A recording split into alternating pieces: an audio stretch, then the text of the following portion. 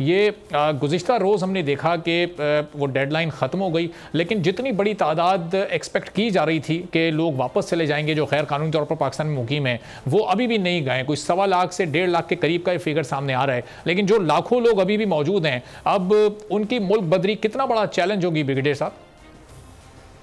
देखिए, इसमें कोई शक नहीं है कि बहुत बड़ा चैलेंज है। और पिछला जो 1 माह जो टाइम दिया गया था SCFC के प्लेटफॉर्म से और एपेक्स कमेटी ने, उनको भी इसका अच्छी तरह अंदाजा था कि शायद इस तरह से ये मुमकिन ना हो, लेकिन एटलीस्ट बिस्मिल्लाह तो शुरू जरूर हुई है।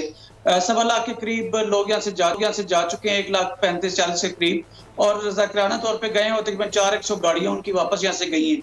लेकिन आप इस बात को मनुज़ खातिर रखें कि पिछले 40 साल से वो यहाँ बसते हैं, रिश्तेदारियां बना चुके हैं, बिजनेस एस्टेब्लिश कर रखे हैं, लेकिन इतने जल्दी नहीं है। उसमें तकरीबन 1.7 मिलियन लोग ऐसे जो टोटली अनरजिस्टर्ड है और बाकियों के पास कुछ जो है वो डॉक्यूमेंट्स मौजूद है। लेकिन चाहे डॉक्यूमेंट्स हैं या नहीं है, उनको वापस अपने मुल्क में अब जाना चाहिए। पाकिस्तान मजीद मुतहम्मिल नहीं हो सकता है। लेकिन ऑफ कोर्स ये फेजेस में होगा, पहले गैर कानूनी तौर पे लोग जाएंगे और फिर जो कानूनी तौर पे भी बसते हैं उनको भी मरला वाइज वापस भेजा जाएगा। लेकिन ये जो 1 माह था अक्टूबर का, जिसका आज 1 नवंबर है और लास्ट डेट उसकी खत्म हो चुकी है, आपने देखा पूरे पाकिस्तान में एक क्रैकडाउन चल रहा है ताकि वो उसको जो है उनके अफगानियों को वापस भेजा जा सके।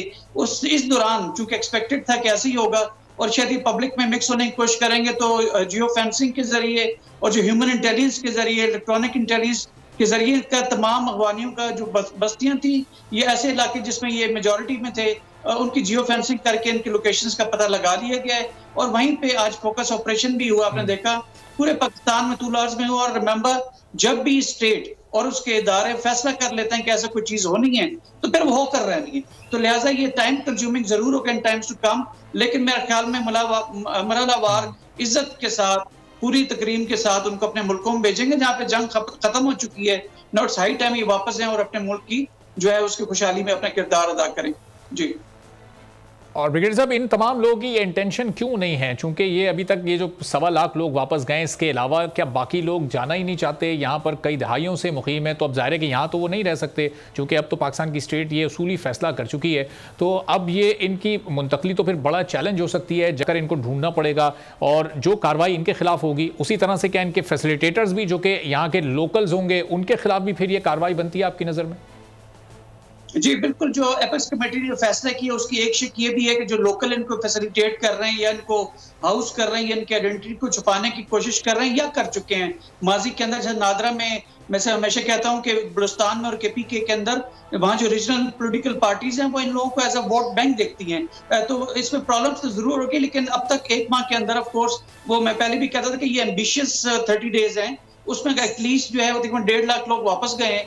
तो 40 लाख में से 1.5 लाख वापस चले गए। 1.7 जो मिलियन थे गैर कानूनी, उसमें से 1.5 लाख जा चुके हैं। तो मरहला वाइज अभी भी आप देखें तो तोरखम का जो बॉर्डर है, ये स्पिन बोल्डक एरिया जो अफगानिस्तान के अंदर और यहाँ चमन हमारी साइड पे, वहां पे खातरख्वाह नंबर जो है इनके लोग मौजूद हैं और मरहलावार इज्जत के साथ अपने मुल्कों में जा रहे हैं। जहां तक इनके छुपने का ताल्लुक है या जो लोग यहाँ पे वापस जाना नहीं चाहते, यस इसमें जरूर प्रॉब्लम्स आएंगी क्योंकि उनकी यहाँ पर रिश्तेदारी हैं और यहाँ पर उनके बिजनेसेस हैं।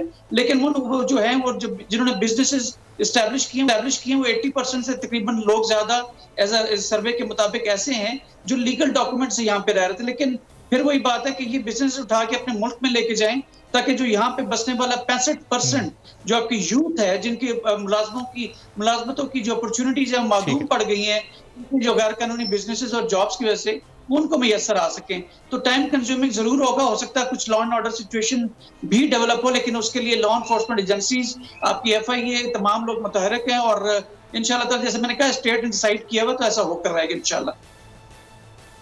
सही। सब्सक्राइब करें और बेल दबाएं ताकि कोई खबर रह न जाए।